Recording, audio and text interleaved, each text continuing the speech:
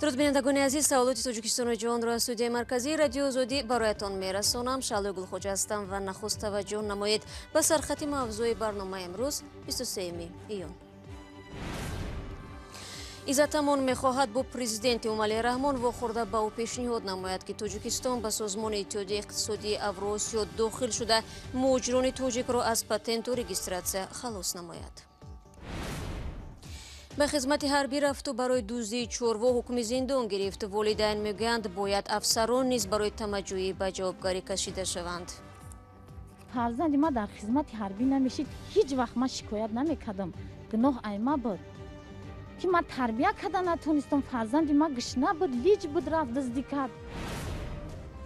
дар Исор бемории номаълум даҳо сар чорвои сокинонро нобуд кард. Мақомоти беҳдорӣ мунтазири натиҷаи ташхис ҳастанд. Кол овардан духтура омадан дидан. Ха шукр инош нахшиду ваш куштан бузан чиқилидан галдад. қарор аст фарду президенти Тоҷикистон дар гузашти низомӣ бахшида ба 75-мин солгарди пирӯзӣ бар олмони фашистӣ дар Москав ширкат кунад. дар пешорӯи сафари Эмомалӣ Раҳмон ба пойтахти Русия, Иззат Амон, ҳомии ҳуқуқи муҳоҷирон, хостори мулоқот бо раиси ҷумҳурии Тоҷикистон барои расонидани мушкилоти муҳоҷирон шуд. ӯ дирӯз бо ин мазмун муроҷиати видеоӣ нашр кард. Абдуфатто Шарифзода, сухангӯи президенти Тоҷикистон, гуфт барномаи сафари президент хеле кӯтоҳ буда бо назар дошти хатари коронавирус имкони чунин мулоқот дар миён нахоҳад буд. дар суҳбате бо Иззат Амон аз ӯ пурсидем ҳадафаш аз ин исорот чист. тӯли 28 соле ки раис ҷумҳури кишвар ҳар сол 2 бор ё 3 бор ба ин кишвар меовад, ҳеҷ бор чунин сурат нагирифтааст ки раис ҷумҳури мо бо муҳоҷирони воқеӣ суҳбат ва вохӯрӣ гузаронда бошанд. бубинед, ҳазорҳо донишҷӯёне ҳастанд ки дар Русия таҳсил мекунанд, дар донишгоҳи Русия таҳсил мекунанд ва 90% ин донишҷӯҳо ҳадафи бозгаштан ба ватана надоранд. онҳо аз ҷониби Тоҷикистон албатта раҳнамоӣ мешаванд, меоянд ва дар ин кишвар дар донишгоҳҳо дарс мехонанд, вале баъд аз гирифтани диплом ва ба даст овардани илм ва мутахассис гаштан намехоҳанд ба кишваршон баргарданд. бинобар ҳамин мо як пешниҳодое дорем ба раис ҷумҳур ки имкон дорад ана ҳамин донишҷӯҳои дипломдор ва мутахассисро битавонад ба кишвар баргардонад. шумо пештар гуфтед ки умед доред президенти Тоҷикистон ба дархости шумо посухи мусбат медиҳад. агар ҳамин тавр ҳам шуд, шумо дар мулоқот бо Эмомалӣ Раҳмон чӣ пешниҳодҳоро матраҳ хоҳед кард? албатта мушкилоти муҳоҷирин дар ин кишвар хеле зиёданд, вале агар шурӯъ кунем ба пешниҳодо, аввалин пешниҳоди мо ба раис ҷумҳури кишвар ин хоҳиши ворид гаштани кишвари мо ба иттиҳоди Авроосиё мебошад ки хеле мушкили муҳоҷиронро осон мегардонад. манзурам ана ҳамон супоридани пули патент ва ба қайдгирӣ, регистратсия барои давлатҳое ки узви ин ташкилот ҳастанд хеле осон мегардад. дуввум пешниҳоди мо ба президенти кишвар ин таъсиси як вазорат дар самти муҳоҷирот мебошад, яъне вазорати муҳоҷирин ё ки вазорати муҳоҷирати кишвар мебошад. бубинед, 40% буҷаи кишварро муҳоҷиро ворид мекунанд. ино ҳақ доранд ки барои худ як вазорат дошта бошанд. ва пешниҳоди сеюме ки мо мехоҳем ба раис ҷумҳури кишвар намоем, ин иштироки муҳоҷирини кишвар дар маъракаҳои муҳими сиёсии кишвари Тоҷикистон мебошад. манзурам ана ҳамон интихоботи маҷлис ё ана ҳамон маъракаи муҳими сиёсӣ ки интихоботи раис ҷумҳури кишвар мо мебошад, ширкати муҳоҷирин дар 28 сол аслан беранг аст. яке аз мавзӯъҳои муҳими дигар ки мехоҳем бо раис ҷумҳури кишвар ҳаллу фасл намоем, ин мавзӯи нафақа гирифтани муҳоҷирони тоҷик дар ин кишвар мебошад. бо сипос аз Иззат Амон, ин ҳомии ҳуқуқ дар идомаи суҳбат гуфт, агар президенти Тоҷикистон ба мулоқот бо онҳо мувофиқат накунад, ин ва баъзе дигар пешниҳодҳояшонро дар шакли хаттӣ ба идораи раёсатҷумҳурии Тоҷикистон ирсол медоранд.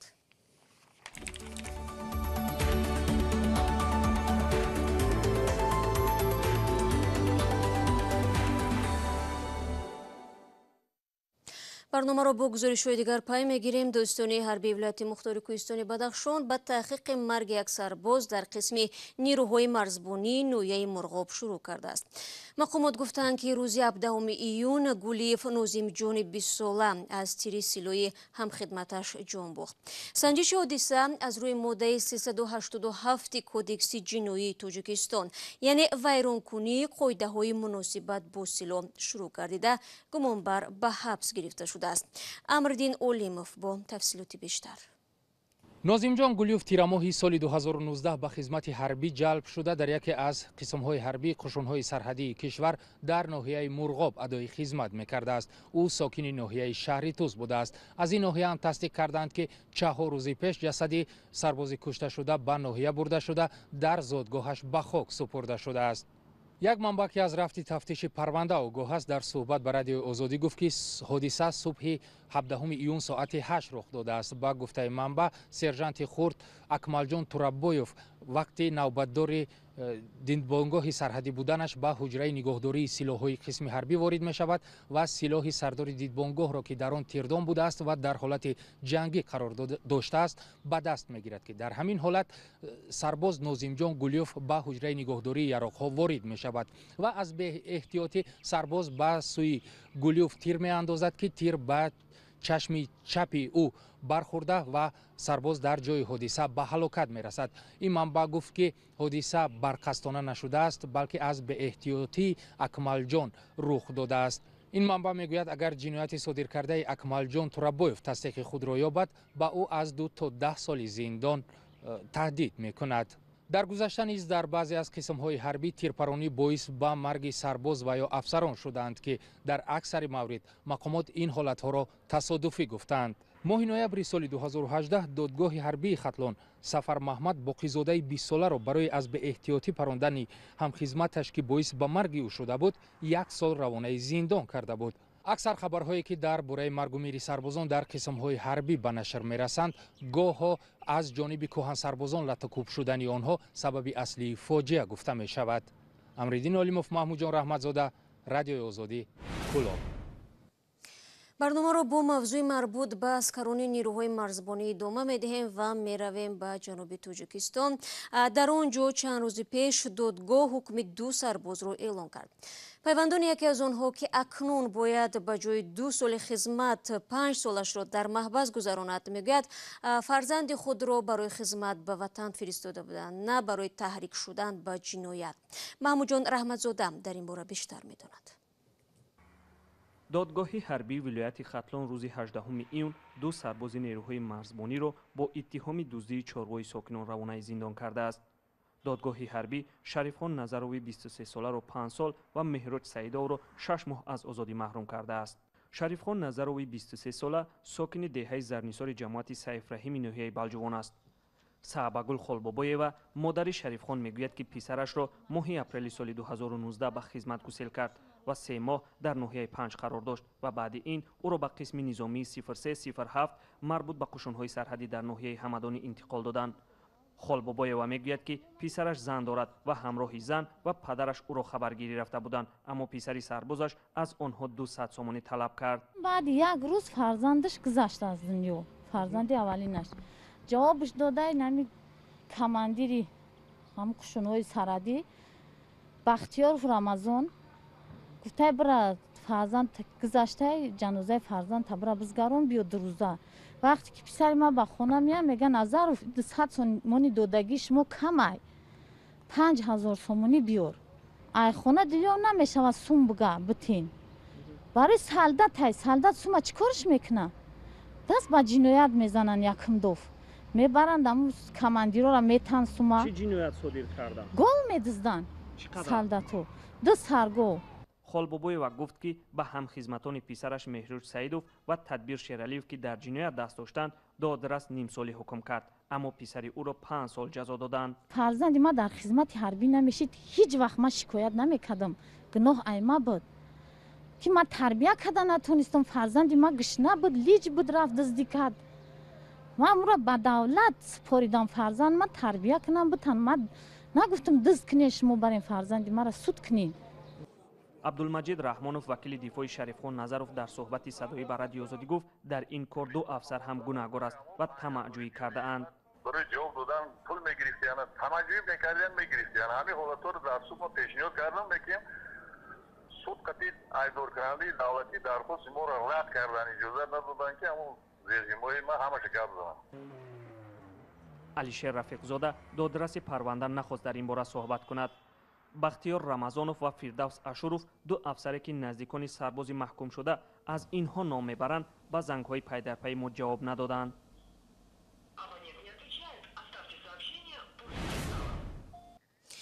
дар ҳисор бемории нави номаълум говҳои ширдаи мардумро талаф додааст. идораи байторӣ то замони ташхис эмкунии чорворо дар ҷамоати деҳоти алмосӣ манъ кардааст.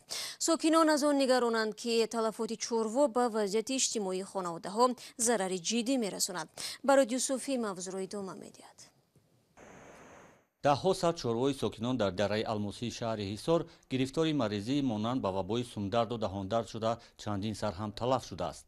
сокинон мегӯянд дар гузашта шоҳиди гирифтории чорвояшон ба вабои сумдарду таҳондард буданд, аммо ҳеҷ гоҳ аз ин бемории чорвояшон талаф намешуд.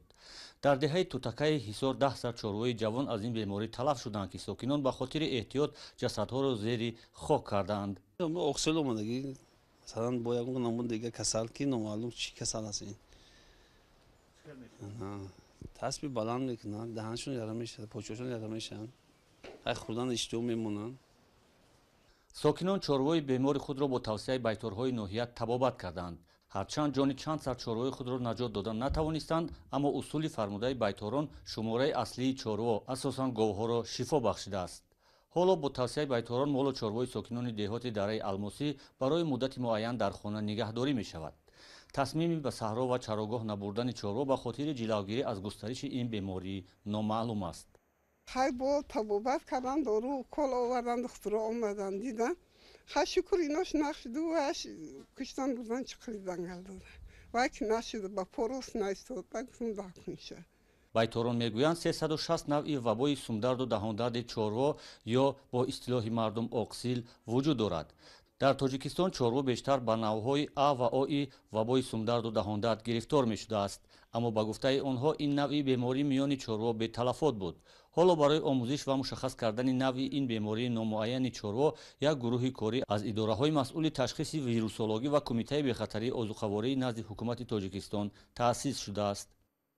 мо чӣ хеле ки таҷрибаҳо нишон медиҳад аз вабои сумдару таҳондард то ҳатто аз вабои сумдари таҳондарди типи ази ҳам хел чорво фавтиданашо мо кам дидагӣ будем. барои ҳамин қадар мо олимое даъват кардем, худи мисол мерем намояндаи кумитаи даъват кардем ки барои ҳамин типи ҳамина муайяд кардан омада мавод гирифтем аз мана деҳаи ситораи ҷамоати деҳоти навобод маводҳо гирифтем барои муайян намудани чиз ки ҳозир дар тадқиқот аст. ба гуфтаи байторҳо ҳоло ки натиҷаи ташхиси намунаҳо муайян нест, эмкунии сартосарии чорво дар ин минтақа номумкин аст. ба мушоҳидаи байторон асосан чорвои фавтида ҷавон аст ки дар гузашта аз ягон беморӣ эм нашудаанд. чорвои калонсол ки солҳои гузашта аз бемориҳои мухталиф эм шудаанд, ин касалро сабук мегузаронанд ва пас аз чанд дармонбахшӣ шифо меёбанд. ва додгоҳи дар шаҳри бишкек президенти пешини қирғизистон Алмусбек Отамбоевро 11 солу 2 моҳ аз озодӣ маҳрум кард. ҳукм 23 июн содир шуд. раиси ҷумҳури пешини қирғизистонро ба ғайриқонунӣ озод кардани шахсияти шинохтаи олами ҷиноӣ Азиз Батукаев айбдор донистанд. Отамбоев 63 сола ҳама гуна қонуншиканиҳоро рад кардааст. ӯ августи порсол баъд як муқовимати мусаллаҳонаи дурӯза ба пулис таслим шуд. додгоҳ ҳукм кард ки амволи Отамбоев мусодира шавад. дар таърихи Қирғизистон бори аввал аст ки президенти пешин дар курсии айбдорӣ мешинад. 15 дақиқае ки дар ихтиёр доштем ба поён мерасад. барои ошноӣ бо хабарҳои нав ва бинандагони азиз аз вебсайти радиои озодӣ зери нишони www.ozodi.org истифода кунед. гузориши рӯз ва наворҳои ҷолиб дар озодӣ видео канали махсуси мо дар YouTube пайваста гузошта мешавад. саҳифаҳои мо дар шабакаҳои иҷтимоӣ низ дар хизмати шумоаст. ман фардо субҳи барвақт шуморо дар навиди бомдодӣ бо хабарҳои нав мунтазирам. то фардо худро эҳтиёт кунед.